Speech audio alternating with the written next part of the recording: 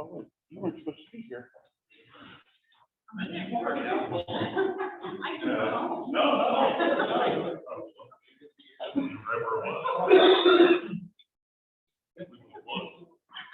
I'm sorry, well, I won't be too long, but just follow along on the monitor.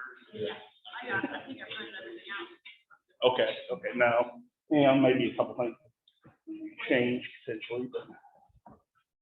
Ready to start, Steve? Yeah, let's go. All right, it is 6:01. We'll call tonight's meeting to order. Let's see. First on the agenda, approval of minutes. We've got March 24th. I did see one today. Second page, last paragraph, says county report. If I'm not mistaken, it's listener. Okay. So update good more as a listener, NTA. So. I'm sorry. Listener. Okay. What she said. Anybody else?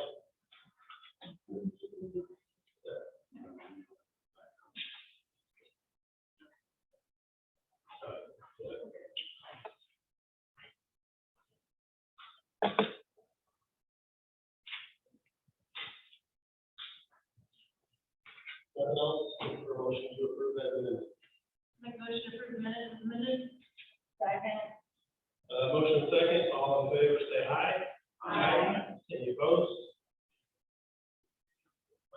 Motion carried 6-0, 3 absent. Minute approved as amended.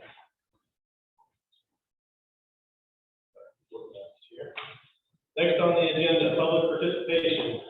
We have one already listed, PJ. Please proceed. Do I stand where I'm at, or do I approach you? Come on up to the podium so we can catch you on the microphone. Good. Thank you so much. I just won't touch the laptop. I don't want to mess up your lovely slideshow. Okay, tall people, have to make accommodations. I'm DJ Reed, 702 West 3rd, and I'm a 29-year Cameron resident. And thank you for having me here tonight. And thank you to Mr. Garr for adding me to the agenda. And I'm here representing the Historical Preservation Society, the Old School of Cameron. We're meeting the Freedom Festival again this year, and we're so excited about it. And in each of your packets, you should have received that tentative schedule of events that we're trying to get everything finalized on. There are a couple of things left to still approve. You'll notice that it goes from Thursday all the way to Monday this year because the 4th falls on Monday. Just a few highlights are Thursday will feature the pet show, the Cameron Municipal Band performance, and then one final thing that we still have to get approved is that the library wants to do the free movie in the park for everyone again. After that, they don't know what the movie will be. They're still trying to get that approved. So that part is tentative. Friday will feature the carnival rides, and the carnival is coming to town. Connie King Entertainment out of Anderson, Missouri is coming in, and they're an awesome company to work with. And the 3rd annual 5K Glow Run that will happen that night, same route as always. Saturday will feature the carnival again and the Veterans Memorial Car Show. This year it'll be in the Goodrich and Old School parking lots instead of around the Coco Park because 2 of the streets will be shut down for the carnival ride. So we kind of had to move the car show, but it'll still happen. And then a band on Saturday night. Sunday will feature the carnival again. And then on Monday, of course, will be Baby Show, Little Mr. and Miss Cameron, the parade, the fireworks, and the live band, which is Elton Dan and the Rocket Band. They're an Elton John Christmas band. Their website looks awesome. I have not seen them live yet, but we will.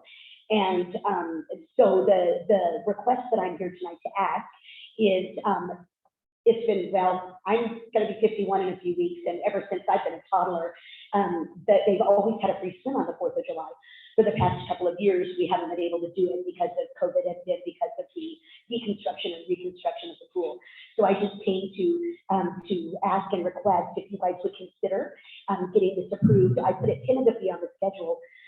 It would be probably a cost I don't know who it's going to cost, because I don't know if the city is managing the pool or if it's a private management company or if the Y is taking it back. It's been done several ways. So I don't know how that will be, or who would have to foot the bill for that. The last time we did this, the Parks and Rec Department covered it for us, and we were so thankful. With an average of maybe 200 swimmers, and the rates have raised a little bit with the new aquatic center. It'd probably be a cost to you guys of around $2,000.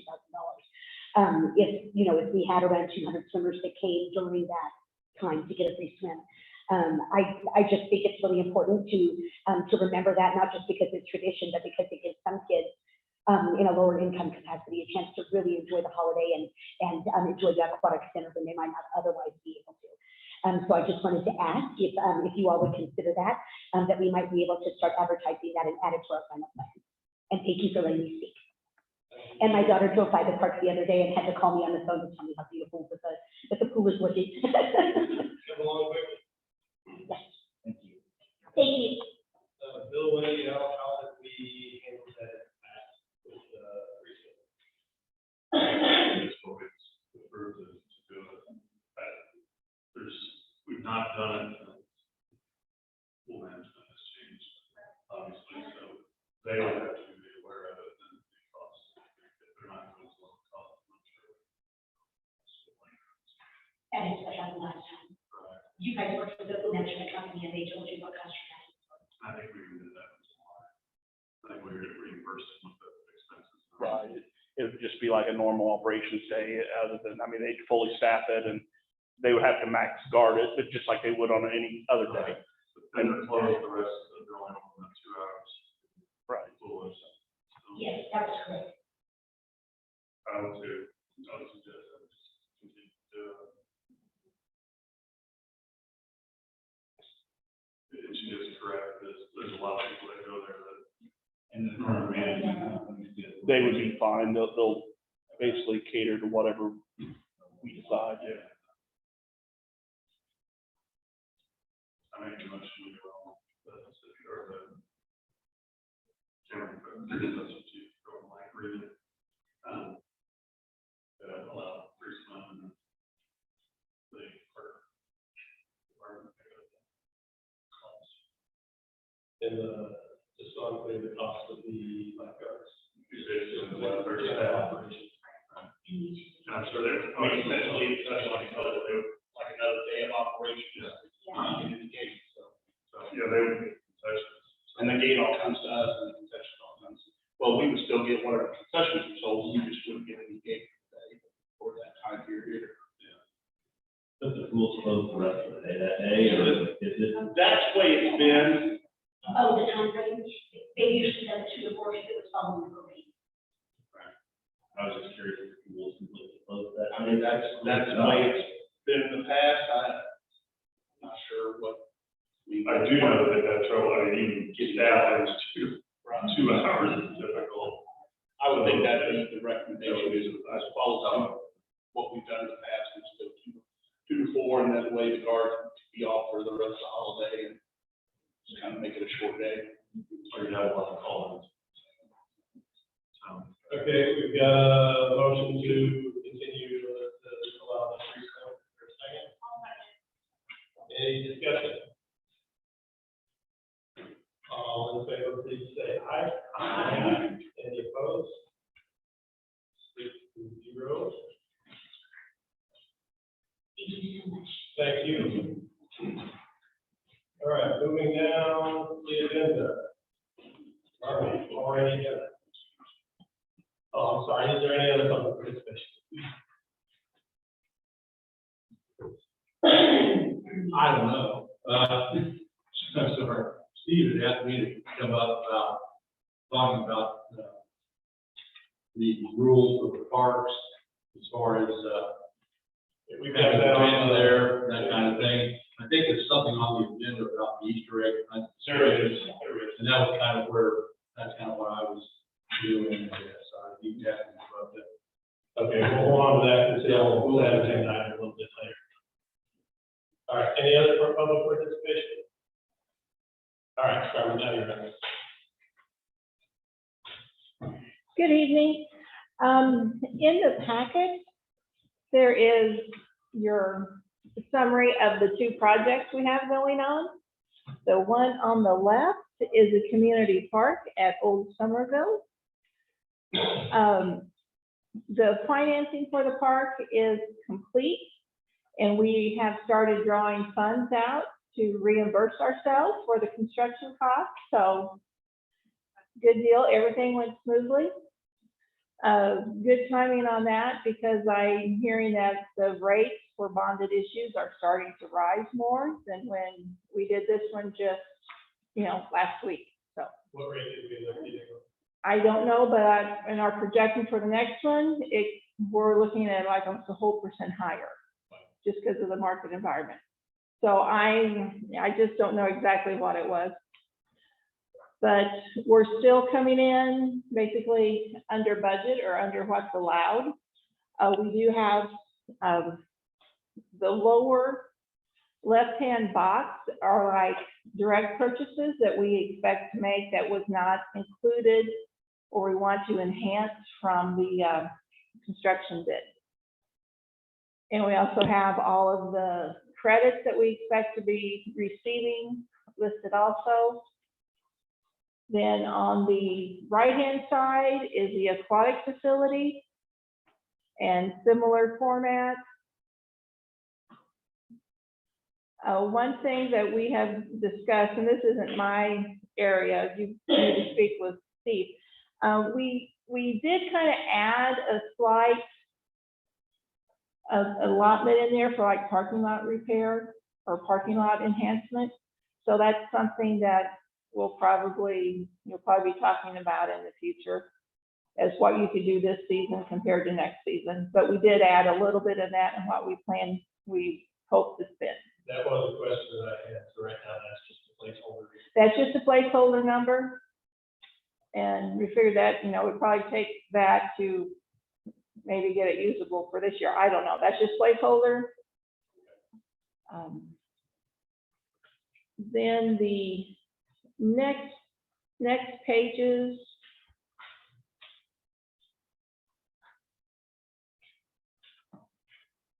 are the details from our financial software.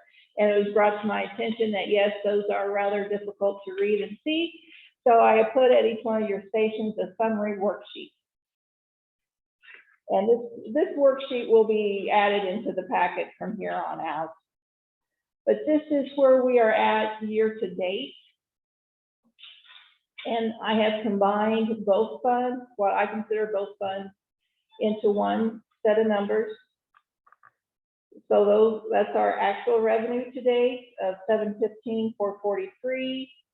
The first aquatic facility debt service payment that we will be making this year, the park debt service payment will not be until next fiscal year. Then we have our expenses, and we're pretty well looking. The main thing we have so far is that we know we have the Midwest Pool Management fees that we're going to be putting in there. And then the bottom line revenue remaining available for all sources, 109. Now that is a misnomer because I do not have any concession and gate fees in this estimate, because this is year-to-date activity. So we know what those pool management fees are going to be, so that's why I added them in there. And we just don't know what those revenues are going to be at this point in time.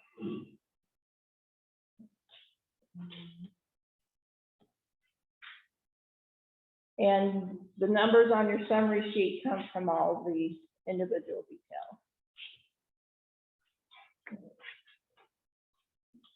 I did have a few questions. Hopefully, so on the page one, second or third page one, the first page of after the line item account detail, once you start getting into the different account summaries. Okay. Second the revenue department, well, this 61.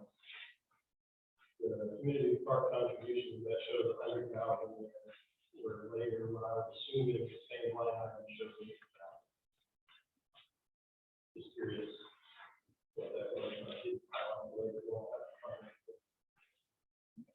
Okay, we have created what we call a miscellaneous bill for $100,000 of sponsorship.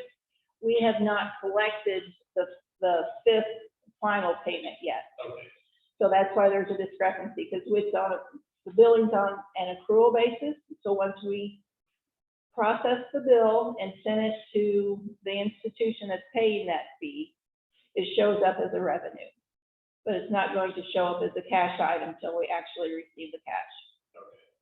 So does that mean that the fifth one has been invoiced at this point? It has been invoiced and we're expecting payment any day. I think they just got finished with the final artwork and design, and they just wanted to kind of get all that confirmed before they made their payment. Very good. Another just general question. So the way this is set up, it's on a fiscal year budget basis. Am I correct in assuming that anything that we don't spend out of any one of these many budget line items stays for the parks? Yes, this is all park funds. Where does that show up? Okay, so what you have left over in cash after every year is the difference in the revenue and expense. And that cash balance will accumulate upon the year's activity. Just where? And then that was on the very first page. It says trial balance at the top. It says, I'm sorry, what?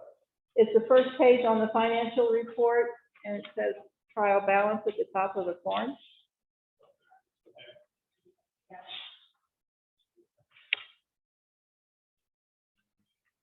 And that's So- the cash in bank line. Right, so that's your total cash and bank line.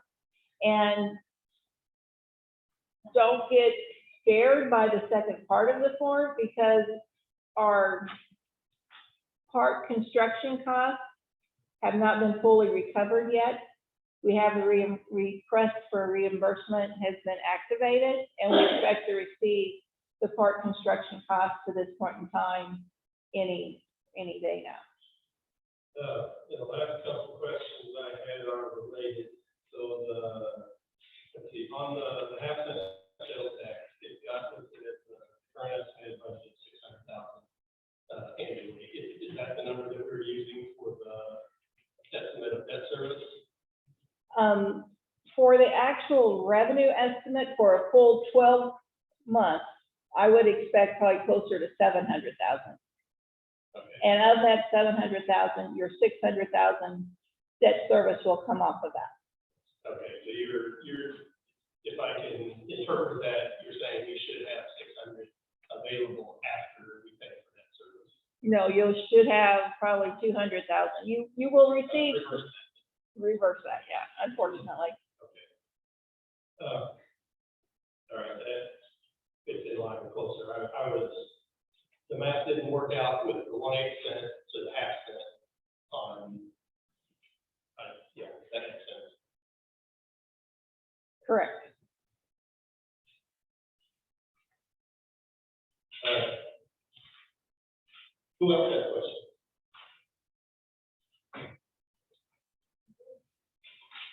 I'm the only one that'll cut for you tonight. Okay, well, you know where I am most days, so feel free to call and if you have questions. Thank you. Thank you.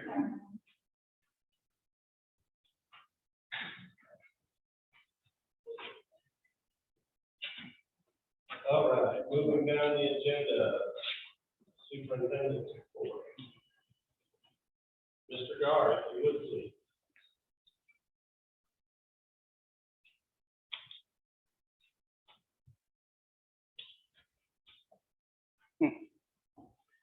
Okay, well, I'm gonna start off with the new park construction project.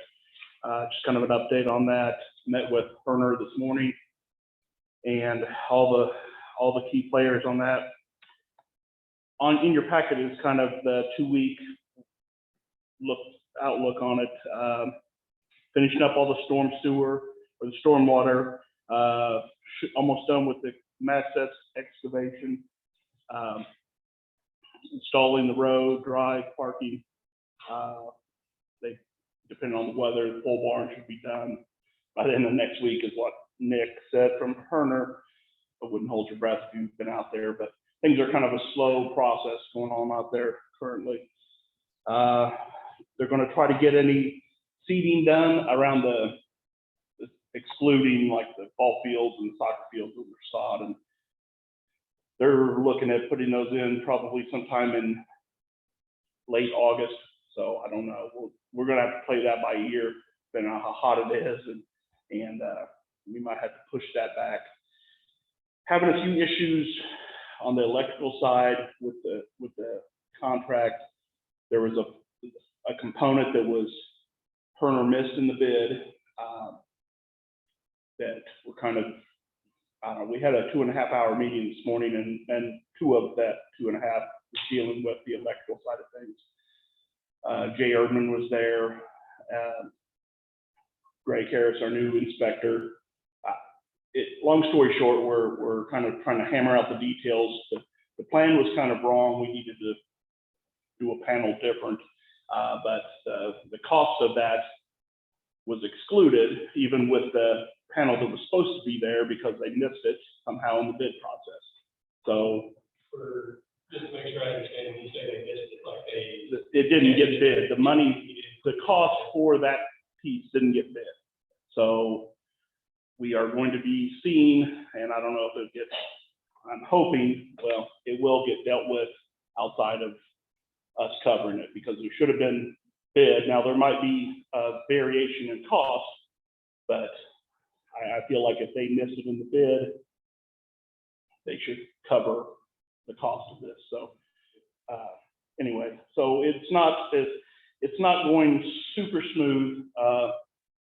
The second page is kind of the plan, the ongoing timeline, and they're still shooting for Labor Day, but I feel like that's not going to be a reality. I mean, the plan says that date, but unless some things really change, we weren't able to order the transformers until today because of multiple miscommunications between their electricians or their electrician and Herner. And long story short, they just got ordered today, and they're 12 weeks out.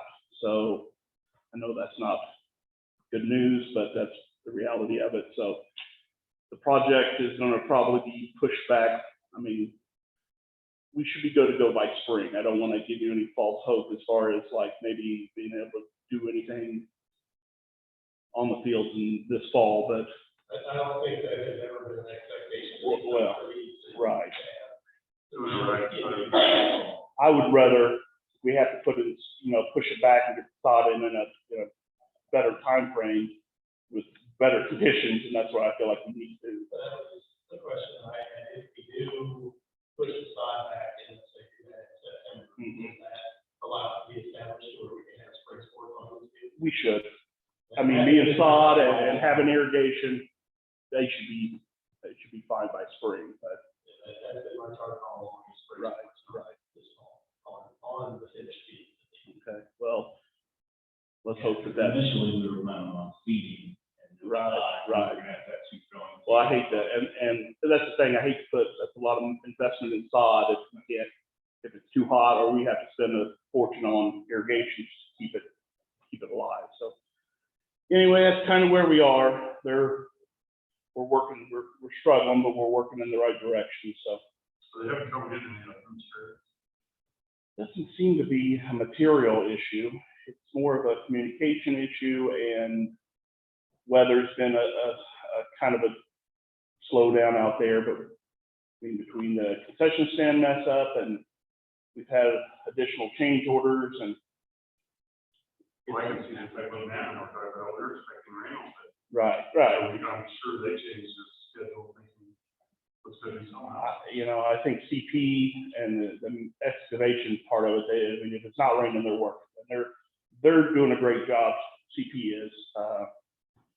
You know, we're waiting, Musco they want to start next week, but a lot of that, you know, they can pull wire, but without having the transformers, and, you know, we would like to have that set, and then we could run and wire, but they can still do a lot of them, just wait on transformers, but it's just not ideal. So anyway, that's kind of where we are on the park. The pool, on the other hand, is, oh yeah. We have met with them multiple times now. Went out, Nick from Herner, CP, myself, and Public Works was out there to, I don't know, we tried to smooth things over. We guaranteed there wouldn't be any issues with their wedding day and all of that. So, and we cleaned up around their mailbox and kind of graded and seeded, and I'm sure we'll have to do it again, but I think we fixed the hole. There was kind of a big hole in front of their mailbox. We fixed that, and so I'm hoping that we'll make them. Were they satisfied? I believe so. I haven't heard anything negative since we did all that, so I think we're okay. And we verbalized the no workaround the May 21st time, so that they can have their wedding without any. And the plan is, once the road coming into the park is finished, then we shouldn't need 8th Street as much, but during this construction, it's just kind of the best way in, especially if it's wet, so.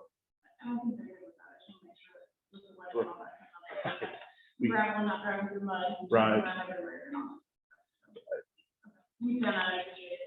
Okay, thank you. Thank you. I have one quick question, Chief, we go on parks first on that. On the electrical lines, front of you there, Mhm.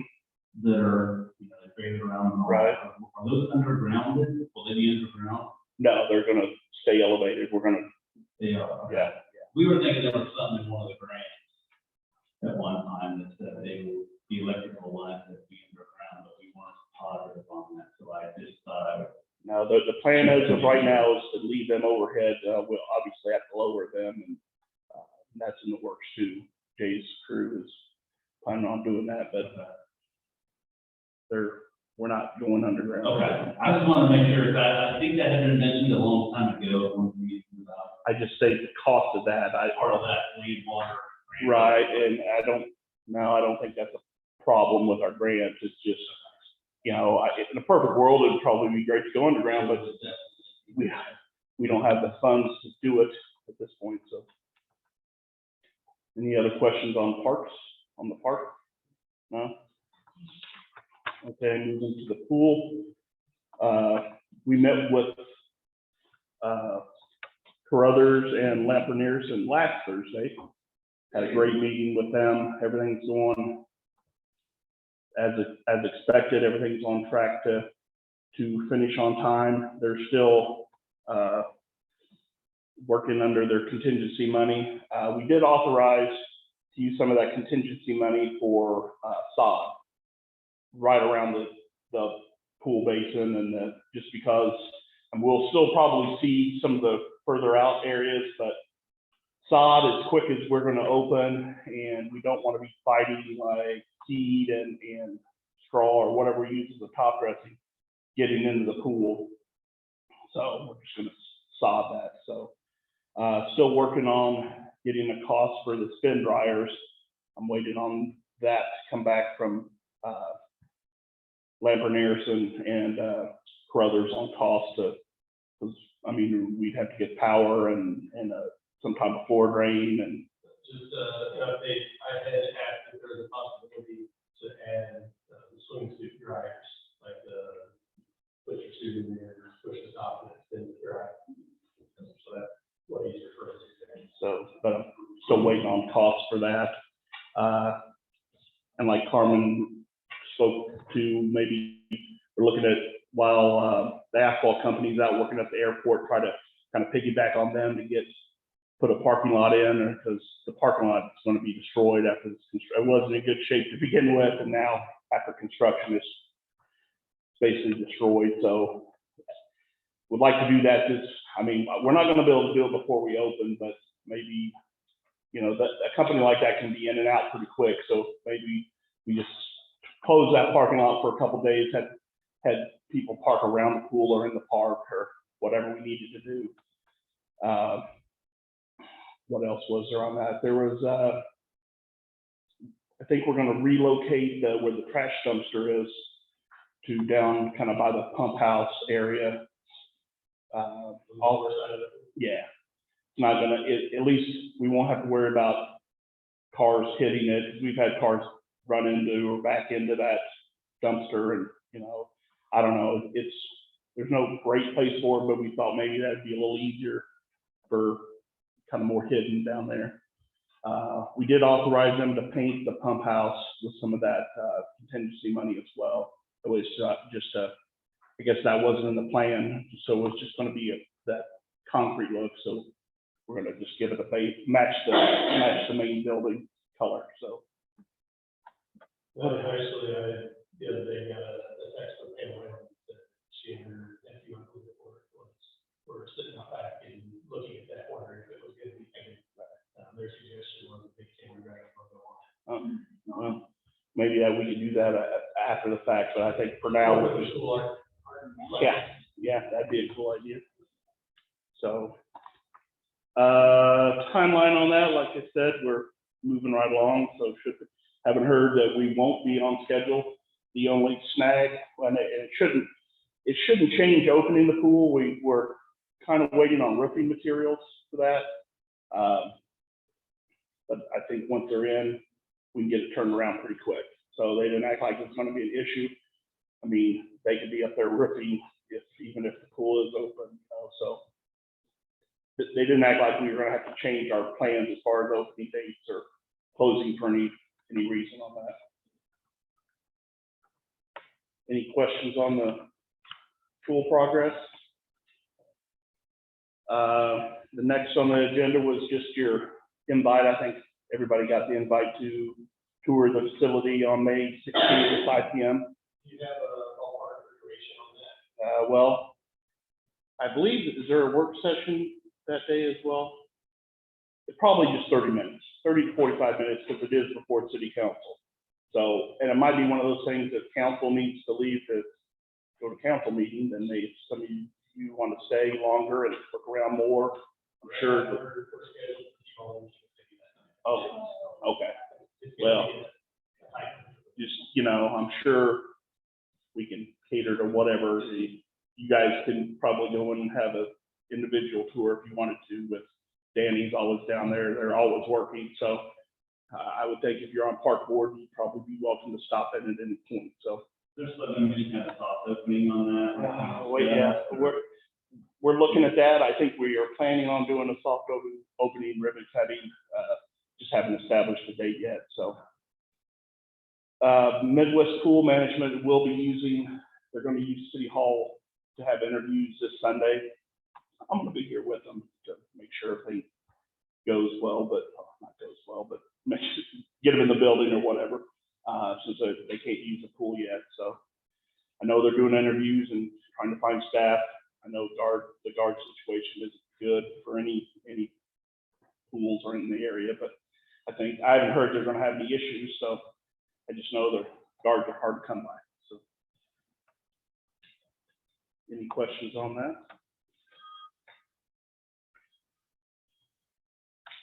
I believe the last thing I have, we are partnering, the city of Cameron's partnering with the Ymca for a free lunch program this summer. I can't tell you the exact date because I was going to get back to Mary Jo. They want to do it at Rec Park, just like driving through, handing out lunches every day to kids. Mary Jo's thought process with it was grab a lunch, or kid grab a lunch before they go to the pool or whatever. But figured Rec Park or Park Avenue would be a good, they could just drive through, pick up their lunch and drive on, or if they're on foot or whatever, they just go to the pool. But asked if, just kind of bring it to you guys' attention, that was kind of the plan for this summer. I forget, June through August, I believe, when school's not in session kind of thing. You said that, okay, it's like drive through. Yeah, Yeah. Kind of right, you know, I'm guessing down kind of by the restrooms there, where they can just kind of swing through and pick up the food and head out. So it's gonna be similar to like some of the communities do, like the backpack buddies. It's kind of like that. It's just, I think it's like hot food. It is, but it's a hot food meal, like a packaged meal kind of thing. So kids doesn't have lunch or is hungry or whatever, from noon to 1 every day, they can count on a place to get lunch, so. I think they will be adults too. I volunteered for that a couple of times. Okay. I wasn't sure on that, if it was, I thought it was adults, but I think they have to have a kid with them maybe, or, yeah, I'm not sure how it all, I just knew that was, they asked if that'd be okay, and so I think that's the direction we're gonna go.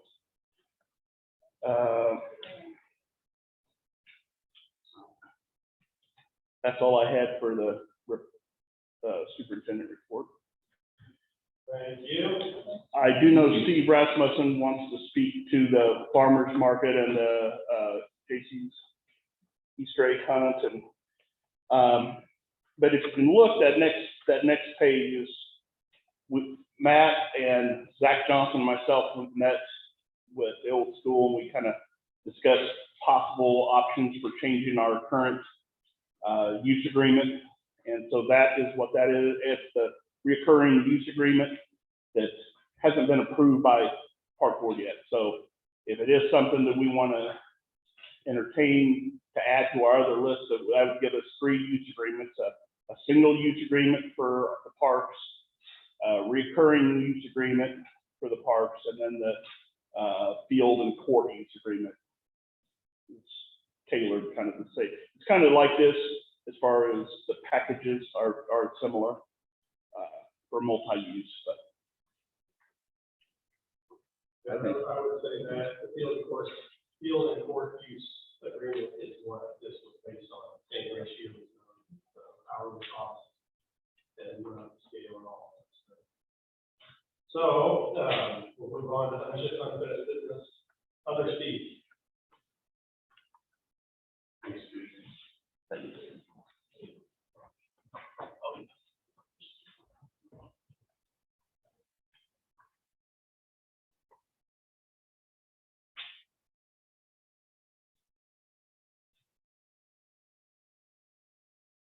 That's probably a good place to leave it. There you go. If not, you can get rid of that. Steve? Yeah. Well, thank you very much for giving me a moment to talk to you. And first of all, I wanted to thank you all for the tremendous amount of work and time you put into this. And what I'm here to say is not to be critical as much as it's to be informative. And I come back again and I say that one of the 5 goals that the city council gave for this year was for the city to become more resident friendly. And so as we sit here in the staff and we get calls during the day, we get a lot of calls. And what we try to do is make sure that we are enforcing the policies that you put forward, and we're trying to stand accountable for those.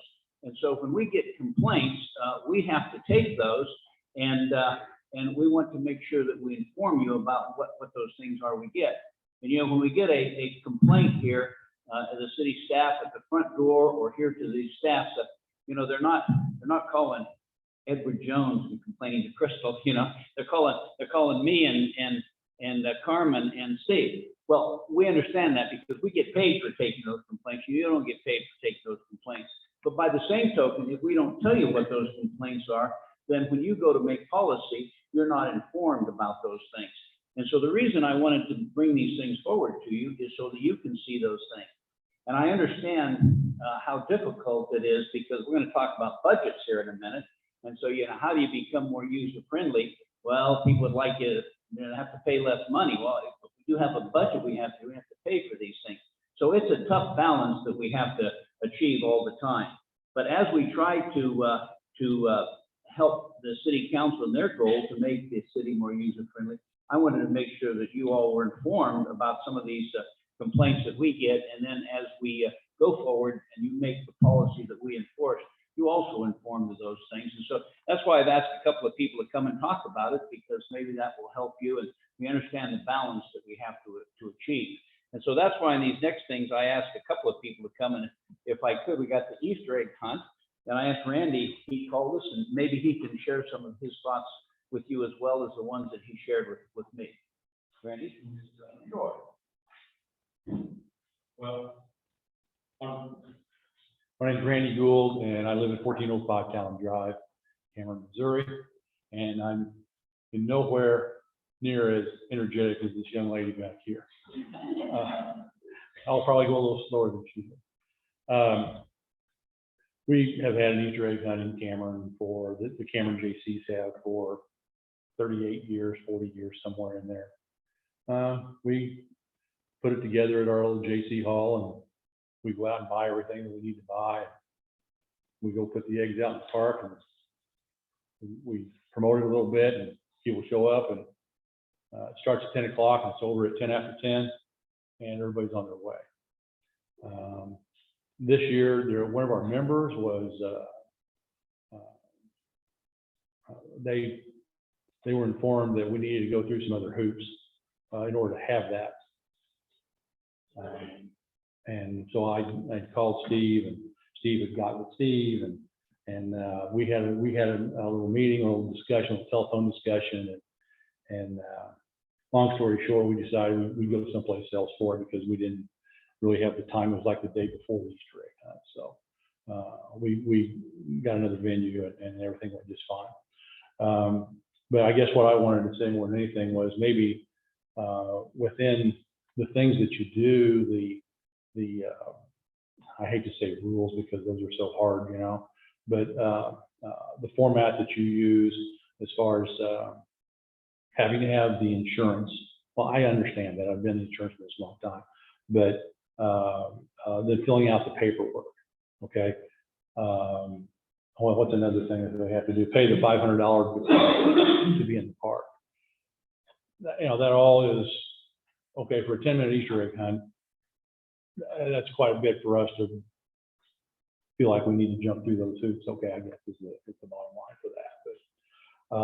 But I was thinking maybe you could provide some tiers. If somebody makes money in the park, they fall under this tier. And if they're going to provide a civic event like that at no charge, we're actually spending probably $500 to $600 on that event for the public, try to bring people into town and stuff. But maybe that would come under another tier as far as what you would need to do. I don't know. I'm just trying to kind of brainstorm a little bit for it. But Steve had asked me if I would come up and talk a little bit about it. Maybe something like the park situation that you ladies would like to, I think, get involved with the farmer's market, I guess it is, right? Yeah. Maybe that would be a different tier. I don't know. Of course, you wouldn't want vehicles in the park. They'd have to bring their stuff up, put it in at the tents or whatever. But if they're going to have that, they'd have to go back over on the other side. But I don't know, I would just think maybe of a tiering process to where it would be a good thing for everybody. It didn't take long for us to obtain another site for it, and we may do that in the future. I don't know how that's all going to go. But we used to have what we originally started having out at the park where the swimming pool is, and then we decided to move uptown because it was closer to a lot of the retail stores and things. And it worked. It's been working out pretty good over the years. I know there were several of the people that showed up that they were not very happy about the overall situation. It wasn't the JCs so much as it was the people that were there for these egg hunts. So, well, now, why were you here? Why did you have to be over here? Well, you know, that's not. It's just something to get through. It's communication, you know. So just if you would consider that, I guess is all I've really got to. Did you have anything else you wanted me to cover? No, that's great. Okay. Thank you all. Appreciate your time. Question. I'm just curious, what part of the process was okay with moving someone else for you? Well, we were informed the day. I found out about it the day before the event. Okay. So it was between then and 10 o'clock the next morning. And I came down to the park and sat at the park in case anybody showed up through there. Evidently Facebook is a wonderful thing. I don't know.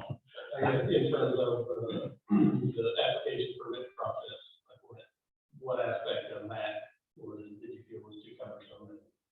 Well, for an event like that, again, each event's different, you know, but it's a 10-minute event. It takes us about an hour and a half total. So to get the information, do the completion of everything, if that's what we have to do, if we're going to do that in the park area, then that's what we'll do. I mean, we're not saying we shouldn't. It's just that we really didn't know about that. Steve had mentioned that one of the former employees had mentioned that to one of us, and I kind of polled some of the people that he maybe would have mentioned that to, and nobody, you know, said, well, no, we never, and I didn't know about it. I've been pretty involved with their JC chapter for a number of years. But anyway, it's just one of the processes that, you know, being able to provide an insurance certificate for a 10-minute Easter egg hunt, you know, where the kids are just going to be on the grounds for that amount of time. I certainly do understand the damage deposit. And if we were to go forward with something like that, we would probably just provide the damage deposit and just let it sit someplace. So if we had other events, that deposit would just always be there rather than going back and forth with a check. That might be another option to be able to provide for some people that do several events on an annual basis. I think that is one of the items that the deposit can be used for multiple. Oh, great, super, okay, perfect, yeah. But yeah, I'm just, you asked me to come up, so I thought I would come up and go in the JC. Was it kind of like a process, like where you called to reserve it and then you was told that you have to have it in place? Didn't even know we had to call to reserve. Oh, So, okay. yeah, we've always I just, just wasn't sure whether. yeah, we've always just shown up. It's a city park. Everybody's paying taxes to use the city park. We're trying to bring people into town for different things, trying to do something for the community, a civic type thing. And we never really thought one time about having to go through all the hoops to do that. But I understand that some of them are necessary. Somebody has done part of it wrong with me, like, because of the insurance and. Oh, I like you said last and meeting. that kind of stuff. I hated that we even had to discuss this, starting numerous years ago. I mean, I'm not gonna point fingers, but it started after one event, and next thing we know, City Hall's being inundated with calls, and we have to come up with all this stuff. The insurance company says, we gotta do this, and the first thing everybody was talking about was, we're gonna have these types of events, and like, why do we have to fill out paperwork for a 10-minute event and take 30 minutes to fill it out? Yeah. So, yeah, that discussion's been had for a long time. You guys know where I stand on it. I understand the insurance part of it. Mm-hmm. Some of this is just, for the ball fields, now that we're gonna have that things, but some of this is just, I just think it's a waste of time. And it doesn't allow the community to go do things. I can see reserving, you know, that, because you said. Yeah, so that you know that there's something going on in the city, the police, whoever it is, you know, everybody has their paperwork. They know what's going on, communicate something that's happening. You know, park staff know what's all these people are. Yeah. And, you know, the bouncy house thing, part of that caused some issues and, or concern, not issues, concern. But, yeah, I mean. And we usually take there's a couple other things that don't take place anymore because we have these, you know, long forms. Mhm. So, I mean, I would be all for trying to get Simplify it. simplify it a lot more. We need to cover the city and parks and all that, but we gotta figure out a way to make it a little more simple for service organizations, the Y, you know, whoever, churches. Yeah. I mean, technically, you know, churches would have to go through this for their Easter service that they used to do. Well, I was wondering about what you were just talking about the meals in the park. If you're gonna be in the Well, park, that's for Santa Claus too. are you gonna have to fill out that paperwork and provide insurance and damage? There, again, maybe there could be tiers for certain things. I don't know how all that works. But we did discuss, there was a lot of unforeseen consequences for when we started doing it. I don't know, like 4 or 5 years ago. When we started going. It's been more, it's probably It's been that long. a little longer than that, but insurance driven, like, basically the last 3 pages of that document is all from Ymca, or Yeah. NPR at the time, that Ymca has major changes. Well, I mean, That was, the flip side of all of this is, what if a kid breaks an ankle on a tree root during those 10 minutes? Mhm. And sues the city? Mhm. Yeah, that's, I mean, it's just the world we live in. Unfortunately, you know, the insurance component, I can't see us being. Yeah, we can get around that. Right. Now, we can change the fee structure and the deposits and some of those things. But as far as the insurance goes, our hands are pretty much tied at this point on. Unfortunately, without the insurance, I don't know, but I only know what's going on Facebook. Yeah, So, you know, that's- like you say, it is the world that it is, and everybody has to have everything covered, you know. So, in more ways than one. So if there's nothing else, thank you all, appreciate your time. Appreciate it.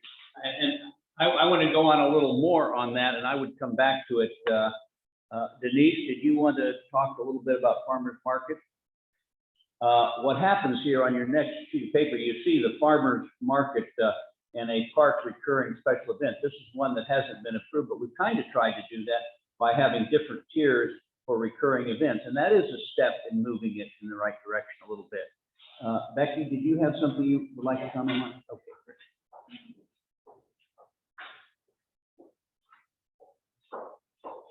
The only reason I called the person, actually, I found out about this just today, and then he was telling me we're having a park building. I've been working really close with the farmers market, really like for that to be a win-win for both the city and them. The one thing I will say about the park, those walnuts in the fall, killers. That is big liability. And I don't really know the answer to that, but when I was out there for a farmer's market, it was awful. I just want to say, guys, that's scary. Okay, so there's a church here in town, and we did talk about churches, so I'm just going to give you a little example of what happens to a church, if that's okay. It's called Passion Church, and they, for like 3 or 4 years ago, until the $500 deposit happened, they were doing a back to school in the park. Do any of you know about this? Okay. It would bring in, they gave away 200 backpacks. They had all kinds of stuff. They even did back to school haircutting, which I thought was very hot dog. Big puppets, blow ups. You know, this was all done the Saturday before school. They have usually about 400 people, and it serves, of course, the area. Nobody was denied or nobody was checked on their status. It was just given freely. They quit doing it because when they were told they had to give $500, they had no problem with the insurance to the church. They have insurance. But the $500 just kind of blew their mind because they're giving over, you know, they're donating, people are giving money to give to these kids to serve the area. And that just kind of went a different way for them. And so they quit doing it. So I called them just to get the information from them because I was just recently found that I was aware of it. So that's really all I have. So if you want to talk to the Hardings, the church does it. And I know there's a lot of churches that do stuff in the park. And again, I agree with Randy because what I had been already talking to with Steve was, for whatever the situation that this group was bringing people in should be looked at differently, or if somebody's bringing, you know, a lot of revenue in, like the farmer's market, or somebody that's just doing a birthday party, we all should maybe be, however, but somewhat different. So, and I do think a lot of them are willing to take care of the restrooms because I know that's a problem. So anyway, that's just all I wanted to share. Thank you, Becky. That's kind of like the St. Patrick's Day gathering, and they have two, in the park, you know, and they have a big gathering there, and they have their speeches and do all that. I mean, we have to consider in that also. That's the city of Canterbury. Oh, okay. Okay, thank you. BJ?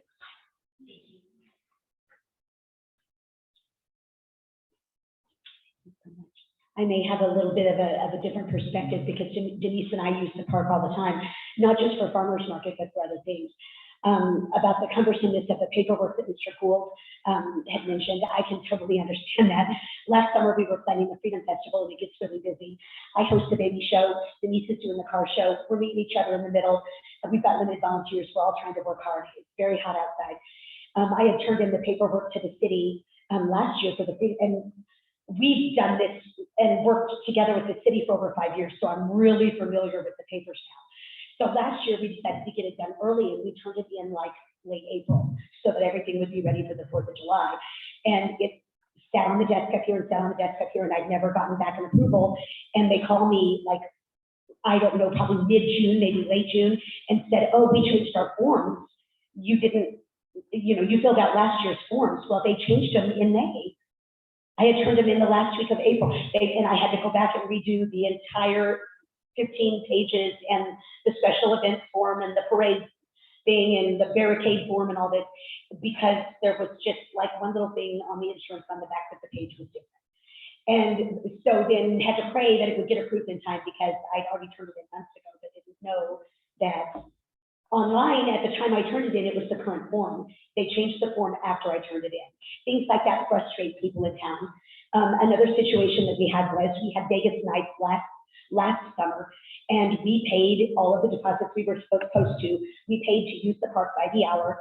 We got there about an hour before to set everything up, and it was just a fun, like outdoor casino night as a fundraiser. And we had a very, very embarrassing situation in the restrooms that we had to deal with very quickly before the public arrived. And then, because it's a park and there's no fencing around it, we've got other people's children that we have no idea where they came from that were climbing to the tops of the trees by the firemen's building and bending the tree completely over and swinging off of it like a Tarzan movie. And I very enthusiastically introduced them again to their parents and helped them to find their way home. And so it's very hard to say that when you're wanting to host an event that you have to be responsible for everybody in the world, even complete strangers that might pass through the park. And if it happens on the time that you got down on your paper, then the city's like, that's on you. There has to be some, if we want to have a sense of community, there has to be some shared responsibility, or this will not work out. There has to be shared responsibility. If the person that's using the park can be fully insured, and we are, we've got all the insurance requirements that the city has.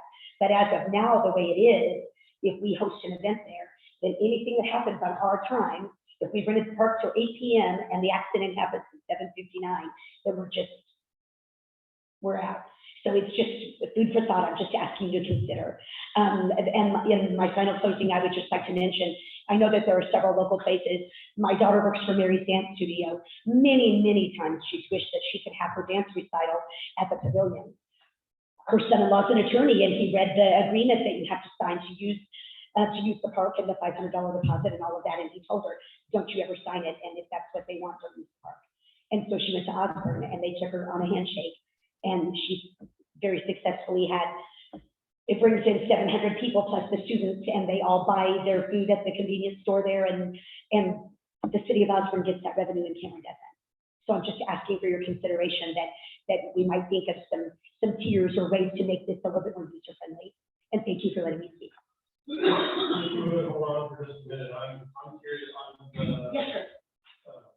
Like comment that anything that happens in the park during your time is on you. You have to remember where that's called out. I don't know if I've seen something like that. I agree that should be.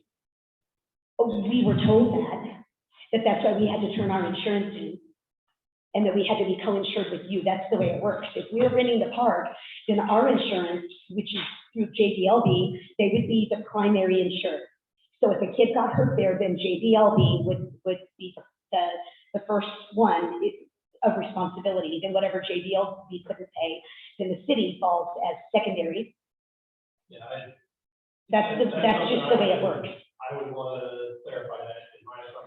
We are the renters of the park, so our insurance would come in as primary. Then the city, who is listed as a co-insured or additional insured on the bottom of our policy, which we do for every activity that we host, then that would mean that MIRMA or whatever it is would be secondary. MIRMA likes that because they can pass the buck to whoever's running the park. I'm just saying that makes it very difficult for people like us that use the park all the time. Who was it that told you that? Like, that doesn't seem to me that it would be correct. I want to ask you a question. If I'm mistaken, I apologize. I don't even recall who explained it to me that way. That's just the way it works. I mean, JDLP Insurance told us that. Mark Baker's worked with us for a decade. Same thing. I mean, if, I would assume that'd be true. If you actually associated with the event, but. But then it's burden of proof. It's in there, it doesn't. Ask the lady with the bouncy house that got sued. The person who's running the park is primarily responsible. Remember, it would be secondary. I'm just asking you to consider. Those things are true, but as far as outsiders not involved in your, if a kid is climbing a tree and you don't want to deal with that, and it's not part of your event, but ultimately you are responsible for that part during that time frame. That's where. If we open our event up to the public, which we did, then we have no way of proving that the unruly child was not part of our event. Well, I guess whoever your. So it makes it impossible for us to Whoever host your an event event. coordinator is, would, I don't know, find a parent, call the police, or whatever you need to do. I was the event coordinator. That's why the children left the park very quickly with my help. Okay, well, that's what my recommendation would be, because, I mean, obviously you can't parent everyone, but you're right, your insurance will be primary to the city's secondary. Absolutely. As far as policing everyone, I understand that's not optimal, but you are responsible for the grounds during that time, so. Yes, that so we've means- assumed if that means responsibility. kids coming out of the park that's unruly, I mean, that's why we have police for those types of things. You know, what about a drive-by shooter, you can't kick them out, it's already done. Who's responsible for that, even if somebody's just walking through the park, having a leisurely stroll with their dog, and somebody drives by and shoots them? Who's responsible for that? Everything all seems to go due to the insurance for everything. I agree. It's like we can't do anything, we might go. Okay, maybe we can get back on track here a little, and, Mr. Chairman, I apologize to the board for kind of throwing a hand grenade in the outhouse here. But I didn't mean to cause that much disruption. But what I wanted to do is point out to you that the staff deals with this all the time. And much of this is staff driven, because some of the things you don't know, because that's the way the staff implements your policies. And sometimes your policies are what drives that. But I just wanted to let you know that we deal with this every day in City Hall. And one of the things we will try to do is help implement that City Council's directive to try to become more user friendly. So as you think about these things and we think about these things, we can keep in mind the fact that we want to bring people to the city. We don't want to drive them away by having too many bureaucratic hoops to jump through. And I will start by working with all these staff procedures to make sure we make it as easy as we can. And I only bring this to your attention so that you're informed about the things we deal with as well. So as you make policy, you can keep this in mind too. I'd like to say, I mean, since it's all been discussed, but a lot of the discussion is we don't want to drive people away from using the parks. And so a lot of this has been implemented based on city staff and other recommendations by the insurance companies or our insurance company. So, I mean, I'm all for whatever city staff, insurance, or council wants to do to help, because, I mean, I'm sure every one of our goals is to have the parks being utilized, but having it utilized in a manner where the city's not in jeopardy, or the person or persons running the function are in jeopardy. But, you know, so if there's changes that we can make, I'm all for it. Sure, we'll look at those things and see if we can bring back. Because I know we're giving away a recommendations. lot of proofs on using the city parks. I don't know how other cities handle it, like, obviously we're not involved, but I know Kansas City, Missouri just added a $10 parking fee or something at their farmer's market, which I guess blew up a lot of people for that. So, you know, everybody has their reasons, but I'm all for whatever we gotta do to make it for everybody to utilize the parks as easy as possible. Yeah, I mean, I don't think it's part of that. Making revenue off of that is not our number one goal at all. I mean, we want the community to be able to you, you know, and we come up with a happy medium on something with your guys' recommendations. and everything else. For the years, we come from not getting money for anything, and then checking with other communities around Cameron, just to see how they do it, what they do, and we've come up with this. So maybe there's a happy medium somewhere. Yes, exactly. And what we'll do is we'll look at that and see what we can do on the staff side to make it more resident friendly and user friendly. And if there are some policy changes that need to be made, we'll come back to you with recommendations on how we might be able to change that. And I know there's some things that are difficult. You know, we've talked about insurance in the world we live in now, but we'll see what we can do to try and help, and we'll bring those recommendations back to you. And it sounds to me like this is an issue across multiple departments, multiple applications, not just, I mean, we've got the one application that you guys dealt with in your stack of 15. So I would second what Bill said. I'm perfectly happy to revise anything that makes sense to revise. But I would go a little further and say I'm not comfortable making special exceptions for any group. If we can revise the base agreement, let's absolutely do it. Well, thank you very much for your time on that, and we'll bring back to you some recommendations when we can. We'll try to be as user-friendly as we can as the staff, and I know it's tough for everybody. Thank you.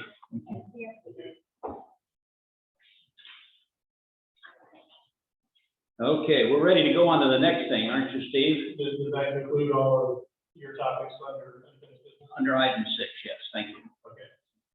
Moving on to new business, staff restructure. All right.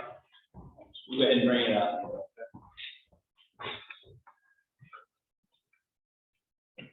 I'm on item 7. On item 7 here, and it's me again.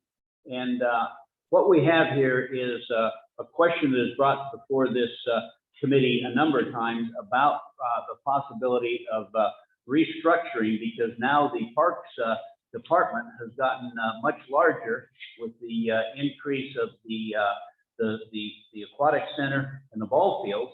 And also, we have created the position of the Reservoir Superintendent to look at the recreation facilities of the trails north of 36. And so now it has come back to attention that all of these things are recreation facilities that might best be brought under one department. And so we have talked before about the possibility of restructuring and getting a parks department. And what I want to propose to you here is this is just a staff's first look at it. And this is nothing locked in stone. It's just a first look at it and the first proposal. And we'd like all of your input on it. And then we'll also go back to the Finance Committee and the City Council, because there's financial implications on this too. So I want to walk you through this real quickly so you can see what we've done and how this might look at, and then we'd welcome your comments on it. So on the left-hand side, what you do is you see the city's organizational chart. And what we've done here is we've changed this site. That is not the organizational chart we've got. That is proposed. Because if you look down in the center a little bit to the left, you'll see the Public Works Department. And in the Public Works Department, you have street department, airport, solid waste, cemetery, and under that used to be parks. So, and that is the way it still is actually. And what this is then is our proposal for making a change. And what we've done, as you can see, we took the parks and we moved it over there. And so now you have another parks department. And that would be the same as the street department. We just kind of moved it over there. And it wouldn't be a separate director with a director at the same level as the Public Works Director, but it would be a separate department, kind of like the street department. We just move that out of Public Works.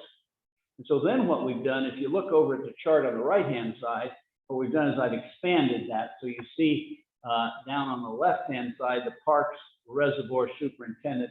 Now on the right-hand side in the light green, we've showed you what this new department would look like. And what that has is a Parks and Reservoir Superintendent. And that is really reservoir recreation. That doesn't mean it's water control or anything.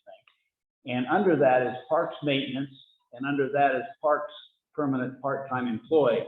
I'm going to go through that a little bit, because what this does is this change does not add any people, and it does not add any money.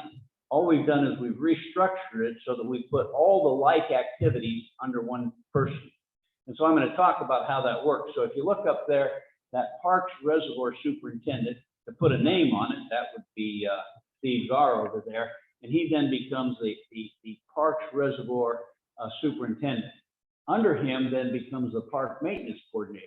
That is a position that Steve Gar used to have in the Parks Department, and it has been unfilled. So it's still a vacancy that has been funded, but unfilled. So we can hire a person and put in there. Underneath that, we have the Parks Permanent Part-Time Employee, that's Lanny Wake, so we still got the same person in there. And then during the summer, we have 2 or 3 seasonal employees for mowing lawns. Now, the reason we're bringing this to you is we'd originally thought, well, let's wait and see how we work when we've got the new aquatic facility and the new parks and see what we need. Well, we've got Steve Gar over there. I'm telling Steve Gar, you got to get out and get this work done. He says, yeah, but it's just me. The grass is growing and time is wasted. He needs some people to work with him to do these kinds of things. And so that's why we're suggesting that maybe we could consider putting in there a parks department. And then what happens is he's there and he then has 4 or 5 people that he can task organize to do work both for the parks, the new parks, the ball field, working at the aquatic facility, and take care of the trails and recreation facility north of 36. That's a huge job for which we actually don't have anybody really identified to do that. So that is what this would do. Now, the issue there is we could make this happen right now just by reorganizing these people, because those people are already there. We have to put one more person in the parks maintenance coordinator position, but we can do that right away because there's no new money in that. Now, how does the money work? Well, I wanted to show you that because when you say it's no new money, how do you do that? And so I've got another chart here that shows it. I didn't put this together. Steve, can you push me onto that? It'll be the next thing here, right I didn't see that.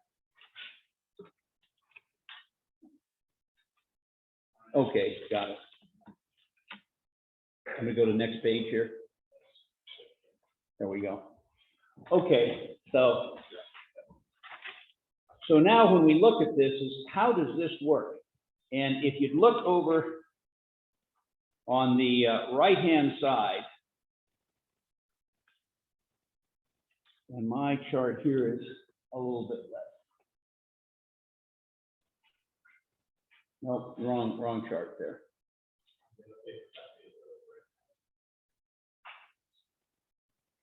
Nope, I don't see it here.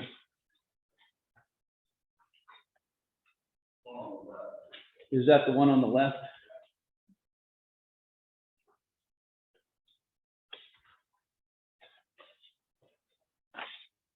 Well, Carmen, that's not the one that I was looking at before. What am I missing here?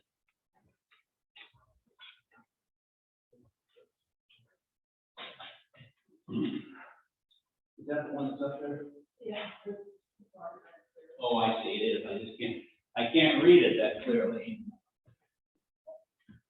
Can you all see it on your chart?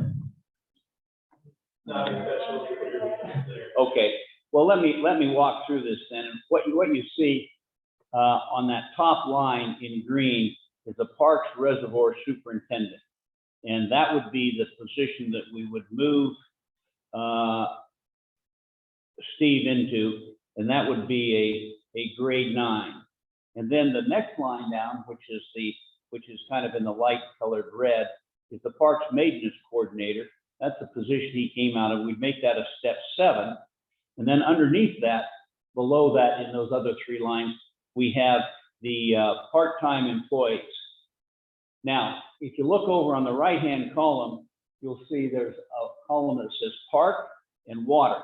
And so what we've done is we've taken money from the Water Department and money from the Park Department and put those together in this new department here, which we're creating.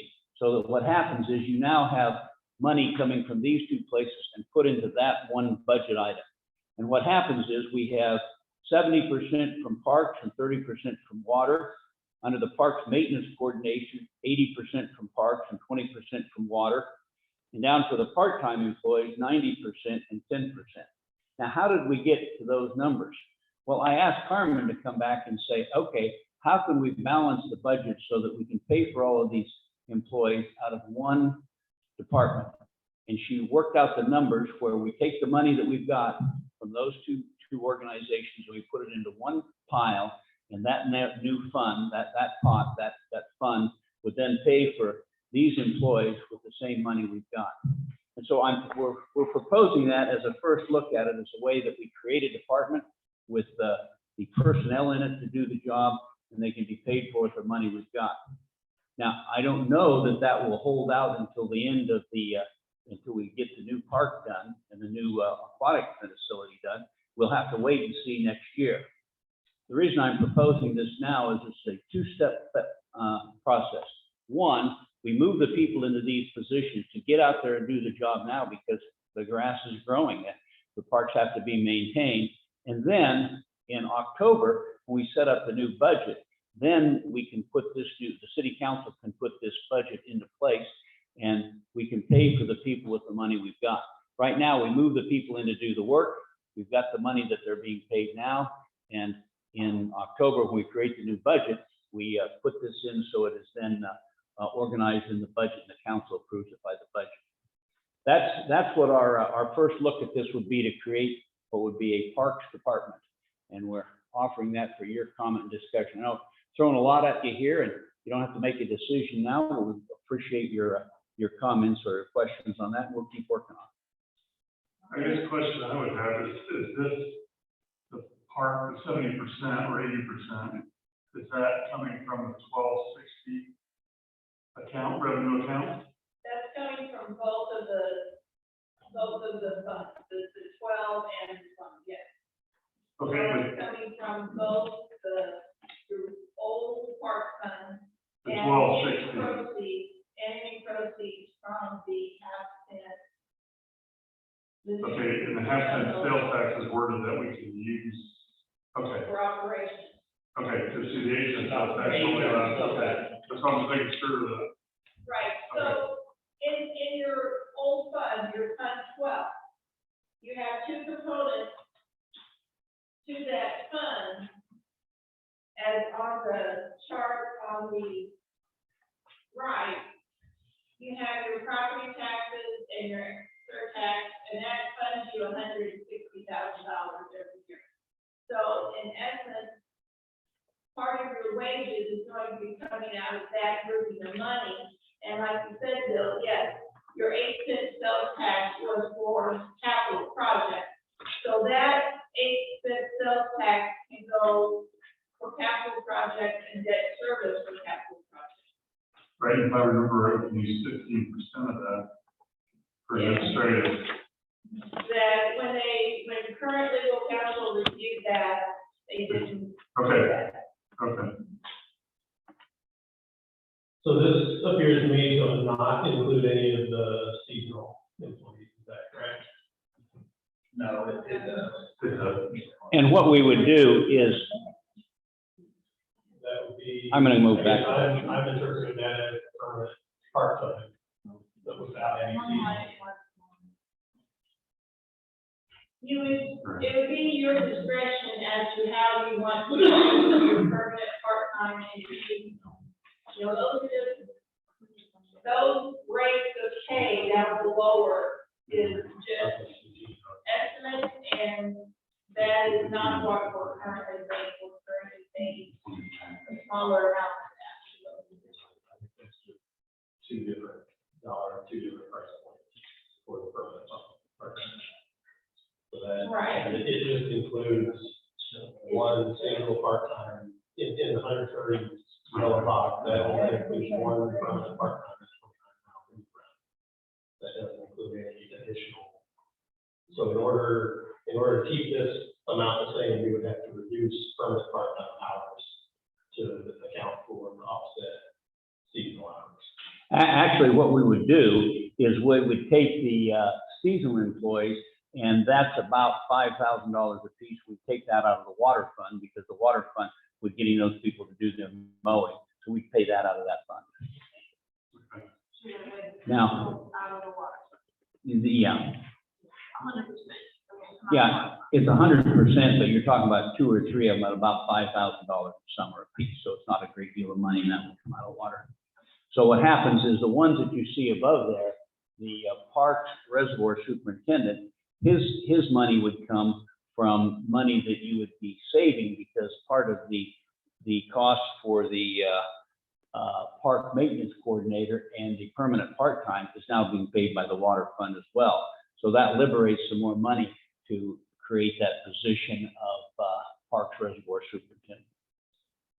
Now, what happens here is the way this would come about is what would happen is we would put that Parks Reservoir Superintendent in there, and at the risk of talking personnel here, I mean, we're proposing that it's going to be Steve Gard because he's already there, and we're just moving him over there. But what we're trying to do is give him a workforce so that we can begin to do the work. The next position, the Parks Maintenance Coordinator, that's vacant, and so we would offer that internally for a hire. And if we got a person in there internally, then we would have to hire another person in whatever department that person came from. But that's a vacancy that's funded. And Lanny Waits is already in a permanent part-time position, and we'll begin hiring the summer hires here very soon. So we can put this into place very quickly. You know, and another thing I want to do is I wouldn't get hung up on percentages. Like you say, okay, let's see if the Parks Reservoir Supervisor being paid by 70% for parks and 30% by water, he only spends 30% of his part-time north of 36. No. What happens is he's got all of that to do. And he's got all of his time. And go out there and you organize your workforce to do the work you got to get done. And some days you'll do one place, some days you'll do another place. You got to do it all and get her done. So has there been any conversation about additional budgets for actual projects around the reservoirs? Where did that come from? Yeah, well, that is something that the city council will have to look at, and you'll have to put money into the budget for doing that. We'll do it the same way as we've done it before.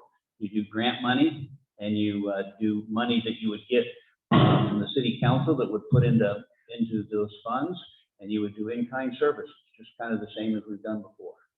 I know, well, we do have, if this happens, as fast as I like to happen, we still have the reservoir budget.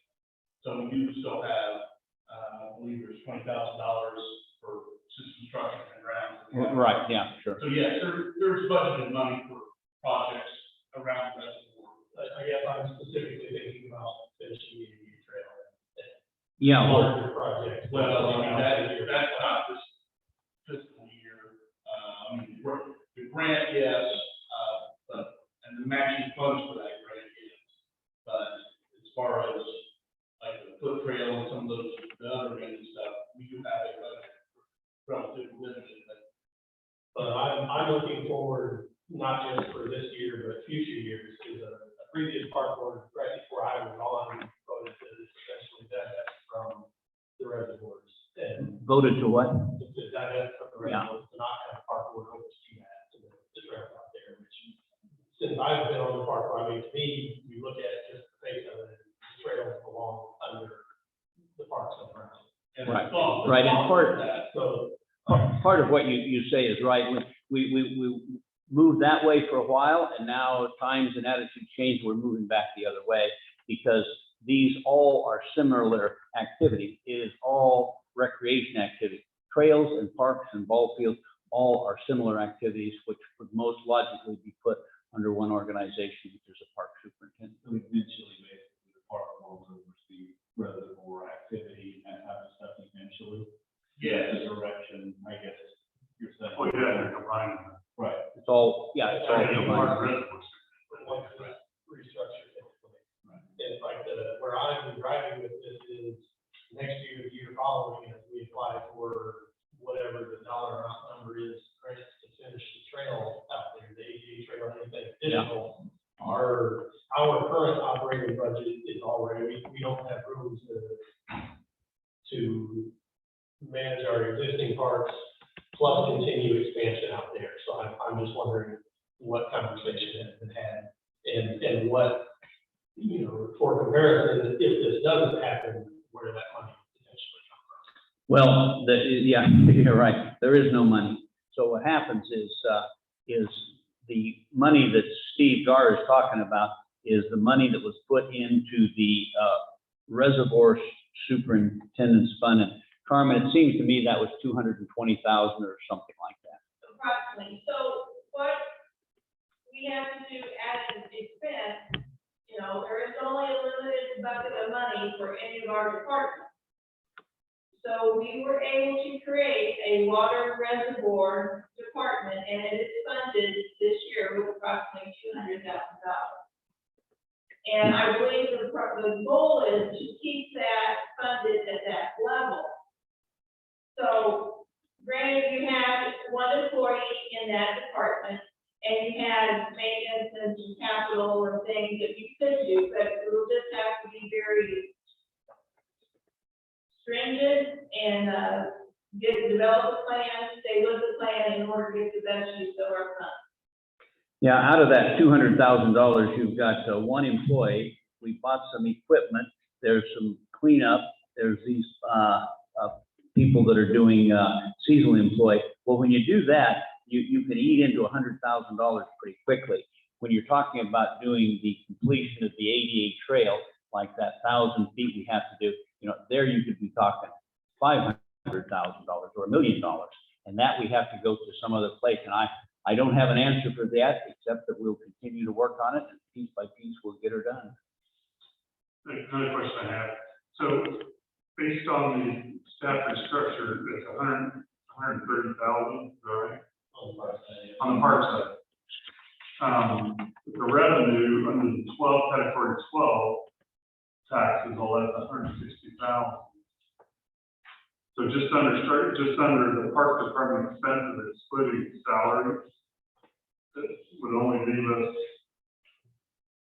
30,000, or we have, I'm just doing quick math in my head without analyzing it. That would leave us $50,000 to operate parks versus what we need, a lot more money than that. I went at that in a different way. I added up everything that's included in this restructure amount and what we have budgeted for it complete currently, and we've got just over 100 budgeted for it currently. So this plan, not even that, this 100 that we have budgeted already includes seasonal employees. So. Right, what I'm saying is all these expenses here add up to 180,000. Under parks, expenses add up to 180,000. Yeah, and 100 So of that on the is research, the same stuff. on the pay schedule, the park commitment is 130. Under just the salary. And That then includes on your insurance. estimated future budget, salary Oh, I don't have and that. benefits is 130. Okay, I apologize, I don't know the figure what it is. Or I don't think I did. Can you bring that back up on the screen? Do we have that one? I'm just making sure we're not at $50,000 shortfall. to Well, salary and and parks. that's just, yes, and, There you go. Okay, okay, on the screen, yes, there it is. okay, I see that's right.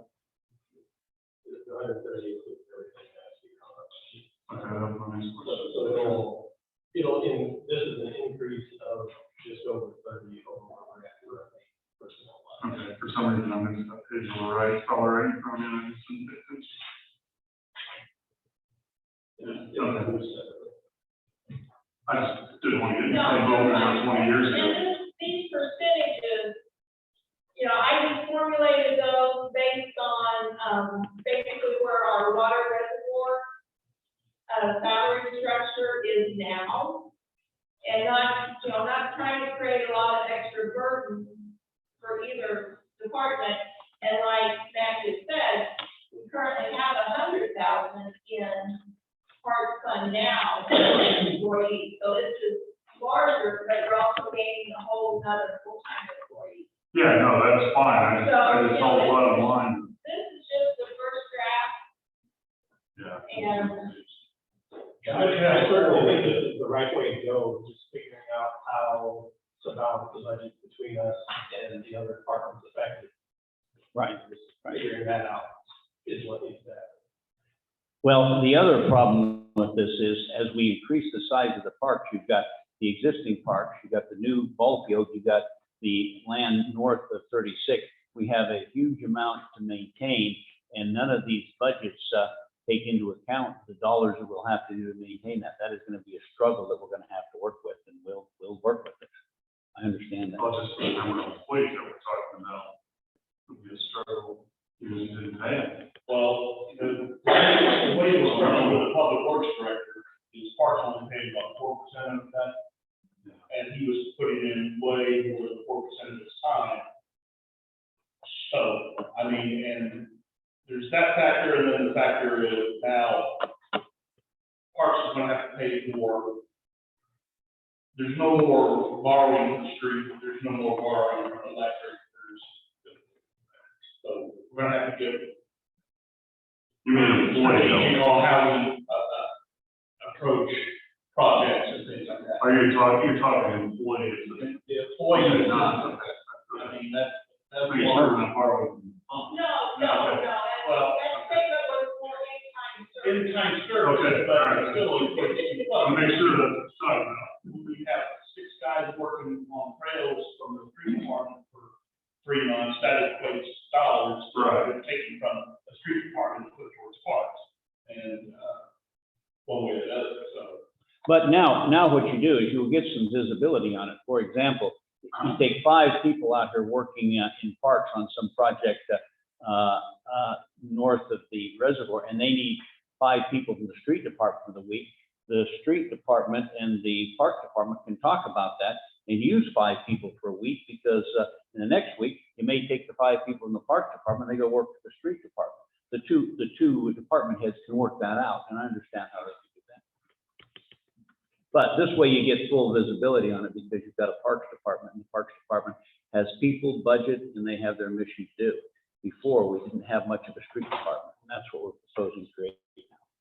So just to be sure I'm clear, this is what we've got in front of us here. This is not a final proposal that you're looking for approval. It's just, this is an initial working draft. Correct. Not a proposal, we're looking for a proposal we wanted to put in front of you so you all could talk about it. We appreciate that now, and you can sleep on it and think about it and talk about other people. We'll bring it up again, because we'll want to get this put into place if we do this sometime here this spring, because Steve, get out and get that lawn mowed. I mean, I know we'd like to discuss it more, and I mean, I guess we need to get it in May, but Have you got any seasonal help hired or anything yet? for the reservoir. In seasonal help, like I'm mowing or? the current reservoir superintendent, so I am only really supposed to be spending 4% of my time on parks at this point. And I'm spending about 95% of my time on parks. So there's a lot of things at the reservoir that, I need to be taken care of, but I'm working on the parks. So until we make this merge, Well, and here's what'll happen. We'll go back to the city council on this, and what the city council is gonna tell me is, what does the parks board think? So this is to put in front of you, so you can think about it, talk about it. We'll get back together with you again. We may have to have a special meeting, have to decide what you wanna do, and we can, see if we wanna put this or some alternate into place. You just let us know what you think. And please bear in mind, the park, your park fund currently has a budget for employees that is just working on, just paying for your part-time employees right now, which is 2. And so your park budget is only paying a small amount of Mr. Carter's wages, which is 1 time. So for this growing season, this rest of the fiscal year, the park board has funds already budgeted to go ahead and hire additional help for this year. That's what I was kind of asking. Yeah. I think we gave approval to do that, correct? To hire seasonal employees, correct? Mitch Gold is hired, he's working, and he's gonna work this summer, so there's one of your. And then your full-time, Lanny Wade is your full-time, part-time. He's really the only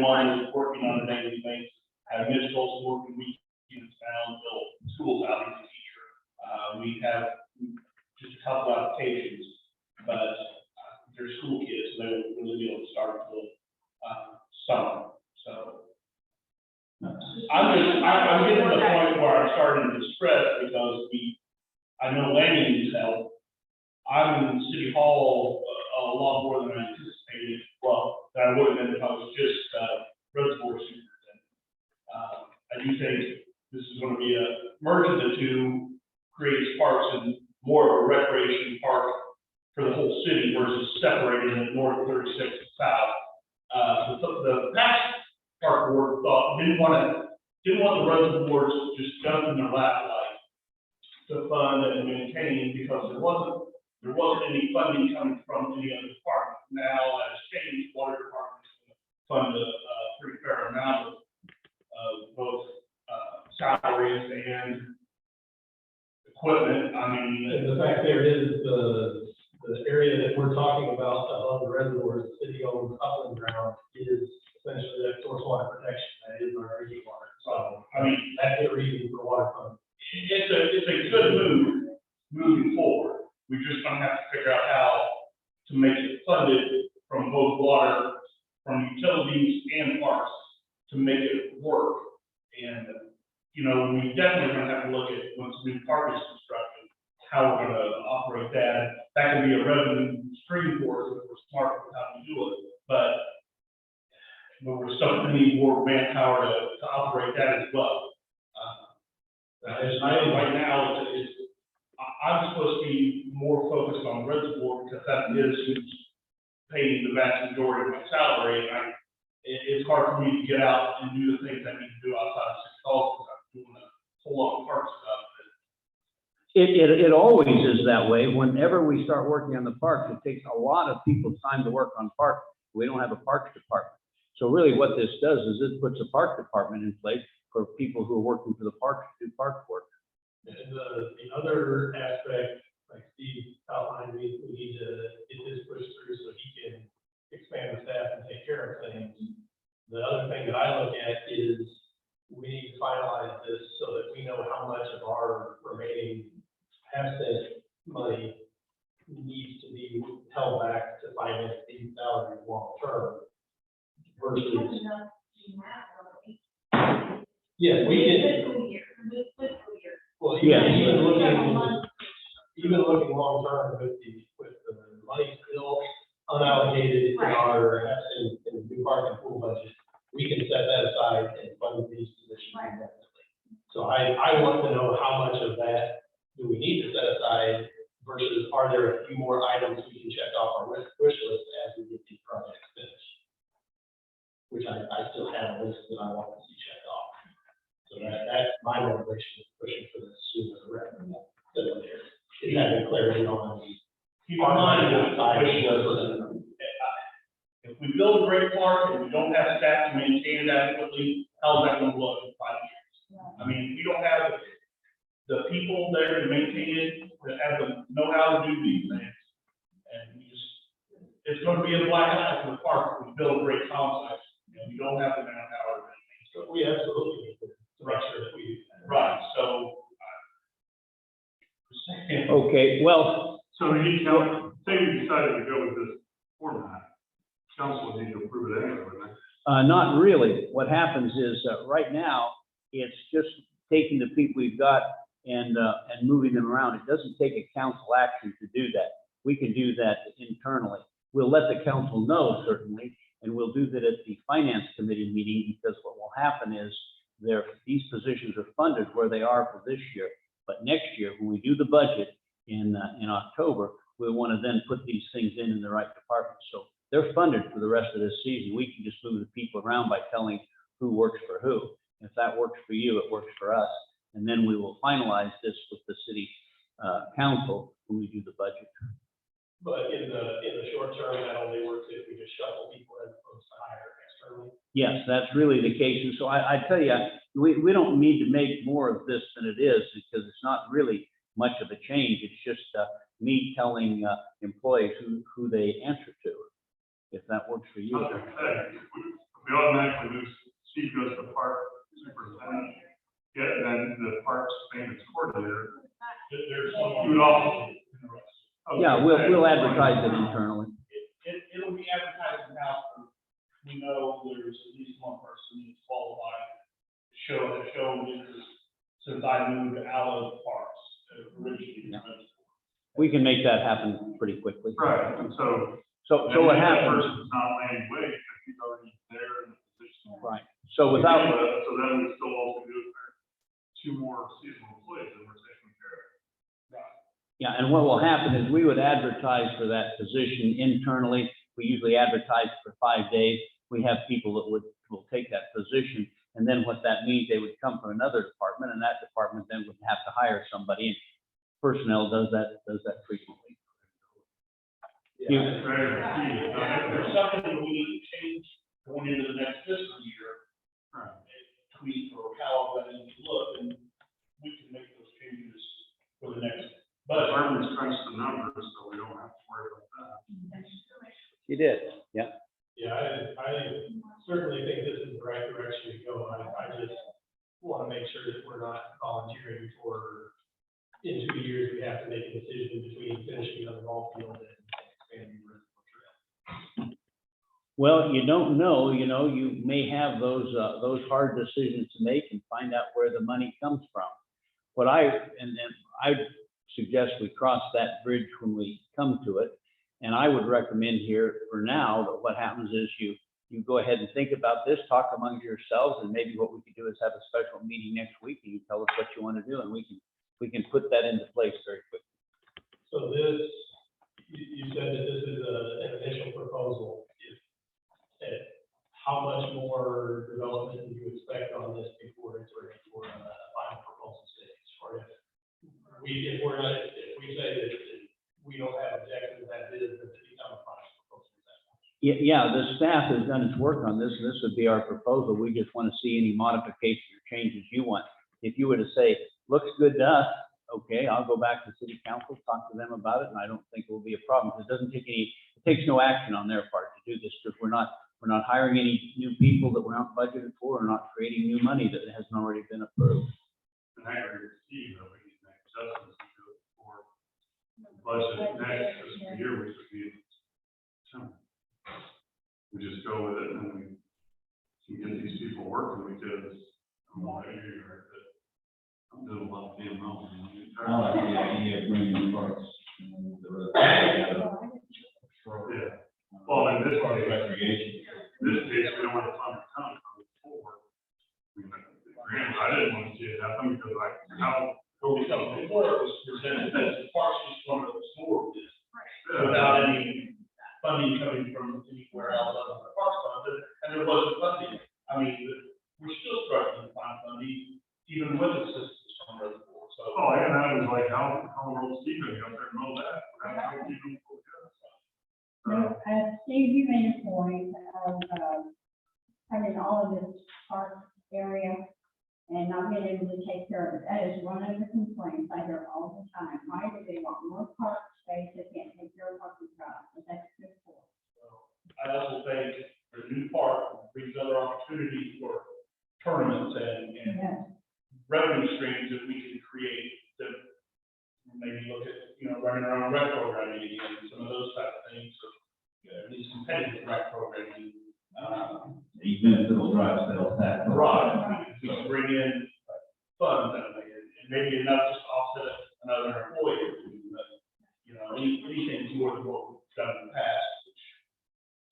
I don't know what the finance committee has looked at, but I can't imagine that the tax revenue is not gonna be going up with some of the things that are being added to county. I think the tax revenue is gonna go up. Well, yeah, Tax revenue, we'll be balancing that against the cost of goods and services going up, so it's gonna be a challenging year. Okay, well, thank you very much, and I think that's what we have until we hear from you, but we could put this in place in about 2 weeks if you'd like. Thank you.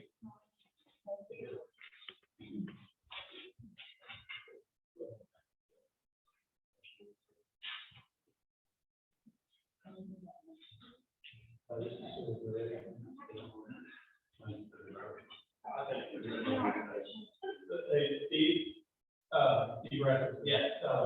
Clarification, did you say you think staff still needs a couple weeks to have this pulled together and be ready for a final presentation to finish all the details, or? Yes, if you would like to do this, let us know. I think it would be another park board meeting. Let us know. I would let the city council know, and we can do this, get this in about 2 weeks, because we'd advertise that one position for a week, hire that person, put in there, and go back out the outside to hire a person to replace him, and I think 2 weeks we could have operating. You're saying 2 weeks after we get approval to move in this direction, or it will take you 2 weeks to be ready to move? To be ready for us? We would have it in place 2 weeks from this very minute.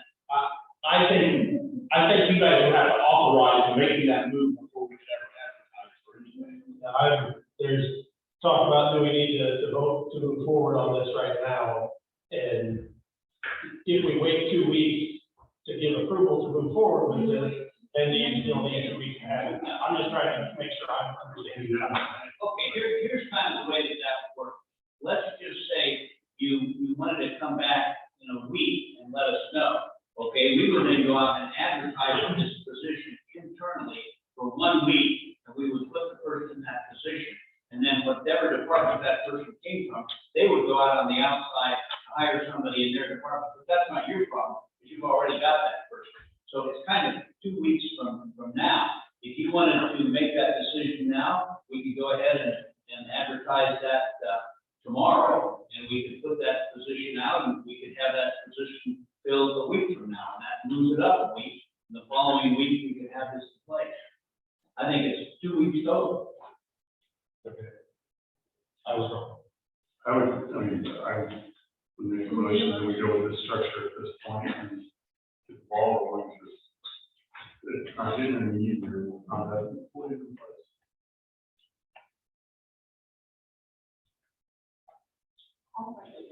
Got a motion and a second to move forward with this structure. Any additional discussion? Chris, you're gonna say much If they call Edward Jones tomorrow to complain about sending the man.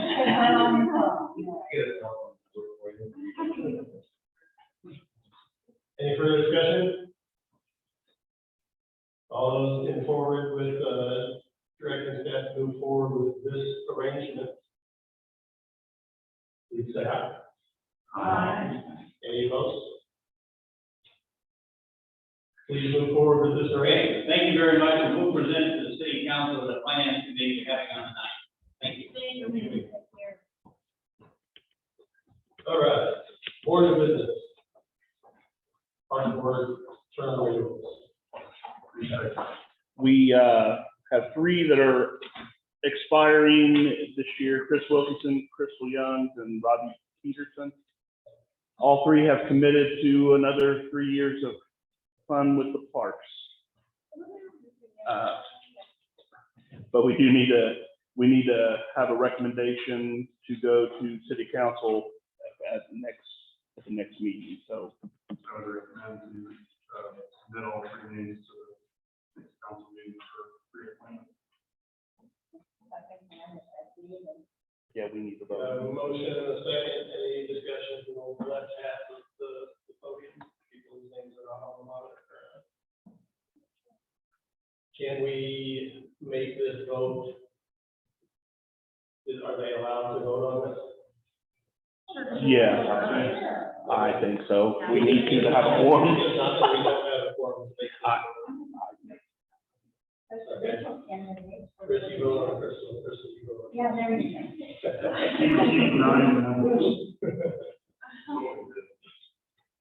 Okay, we got a motion and a second. All those in favor, please say aye. Aye. Any opposed? Did anybody say? No, okay, 6-0. So we will take that to the next council meeting for a appointment from the mayor. All right, miscellaneous, I just had one thing to bring up, pretty cool thing, working through getting little kids softball, baseball schedules done. Our local league rep told me that the regional league rep has already asked about progress on our new park and inquired about possibility for next year's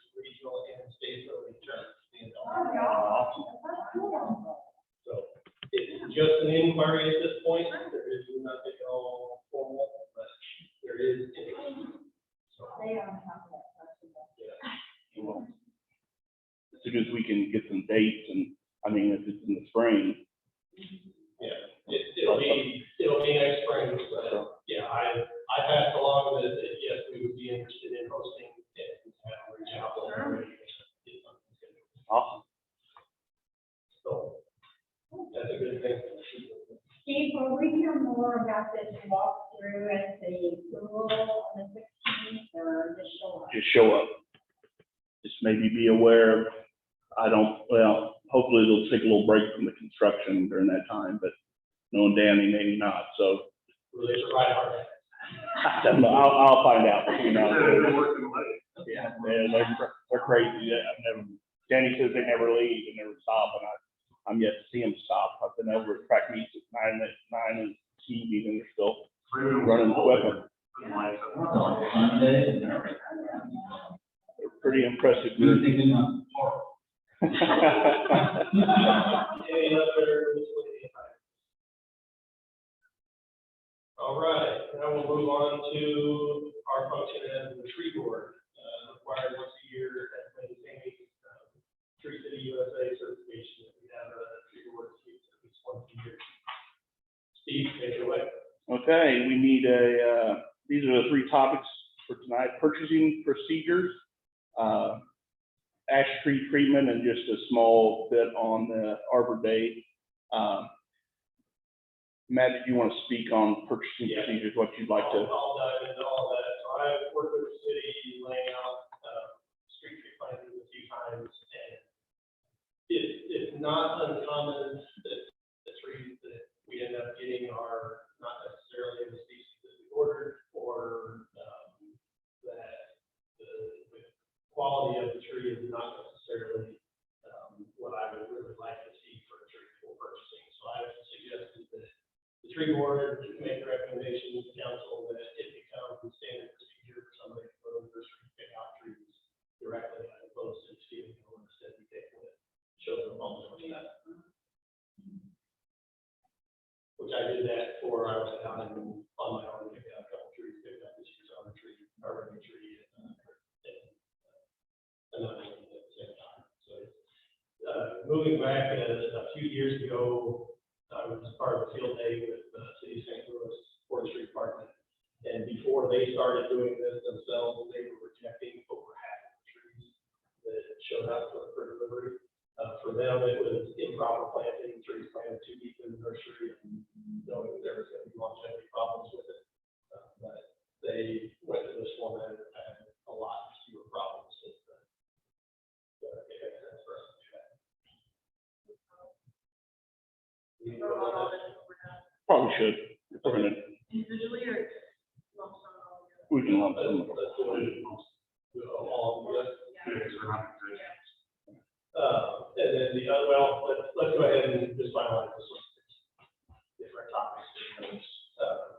So I'm gonna make a motion that the tree board recommends to council that they direct city manager to direct his staff that standard tree purchase procedure is for someone to go pick out an individual tree that nursery.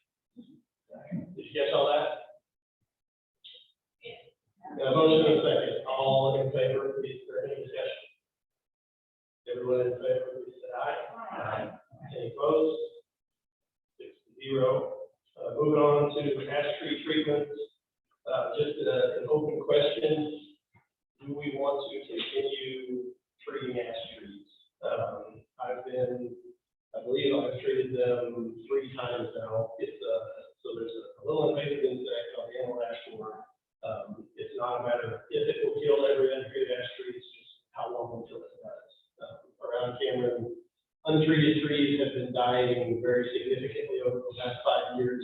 I would say we're down to 30% or less still alive if they haven't been treated.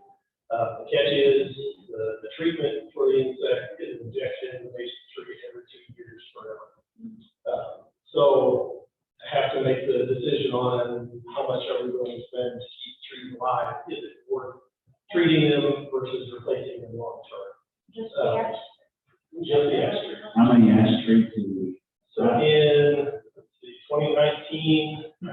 planted 11 trees, between parks and up with the East Entry marker.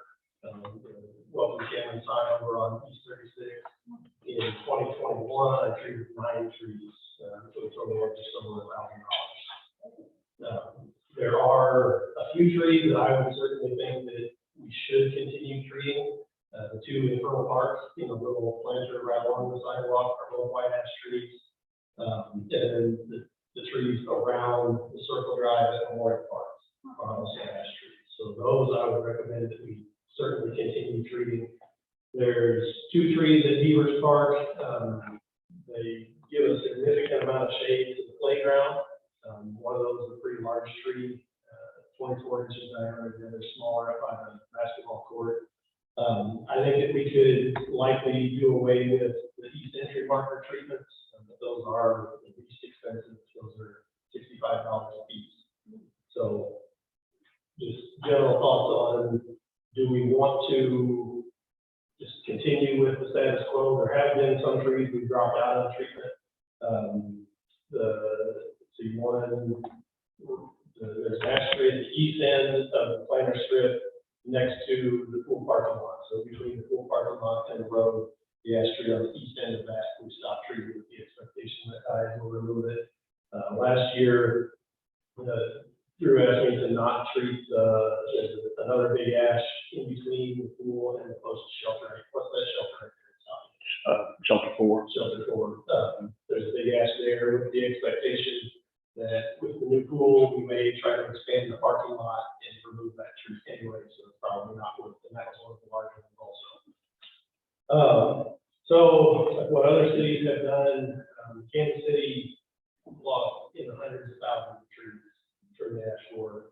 They started a program planting replacements and slowly phasing out removals as opposed to just not treating them and having 100,000 trees die for. So we could do something like that. We could just continue indefinitely treating them. Do we leave it to staff to make that decision as we did? We needed topics for the tree board. Well, it costs almost as much as the other replacement. Yeah, and the question is $1,000 every 2 years versus cost of removal plus cost of replacement. Yeah, there are certain trees that, like I said, the couple that I mentioned, the Pearl Park and Memorial Park, I think having those nice established trees are worth the expense of maintaining them, where some of the others may not.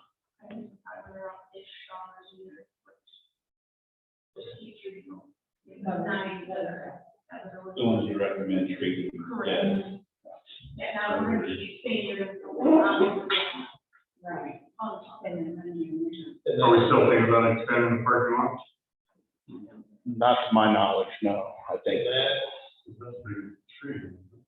yeah, and that one's, Zero park. that one's behind the road. There's a row of silver maples right along the edge of the park, and this is behind that road. So it would be a pretty significant expansion to take that tree out, if it got there. And, but we didn't treat that last year, so. Can you restart though? You can, it's just any damage, the way the insect kills the tree is the physical damage. It's killed by chewing and cutting off nutrient supplies. So any chewing that happened between last year and this year is damage done that can't be fixed. Do we know, we don't know if the tree has it? No. It doesn't have, it's just on. Yeah, I mean, I had to, before, by the time the first treatment from Cameron happened, the insect was already here. And I don't remember what year it was at that time, but I think it might have been 2017. Yeah.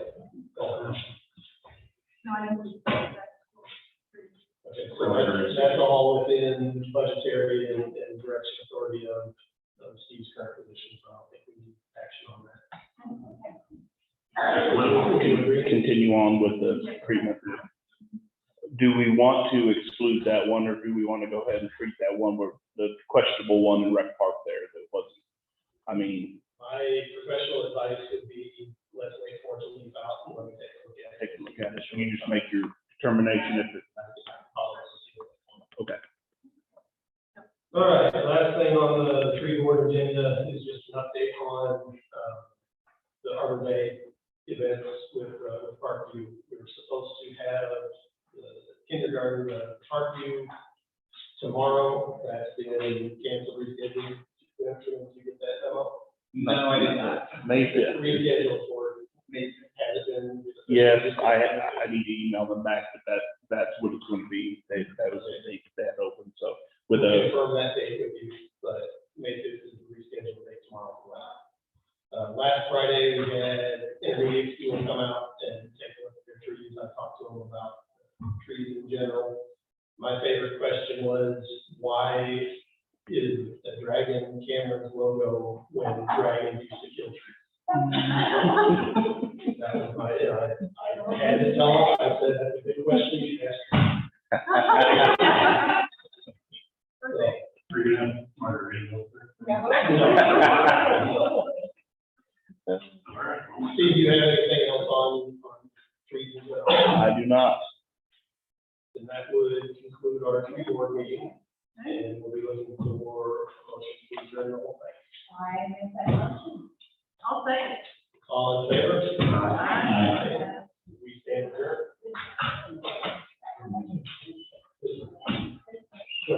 Meeting. I made the paper. Yeah.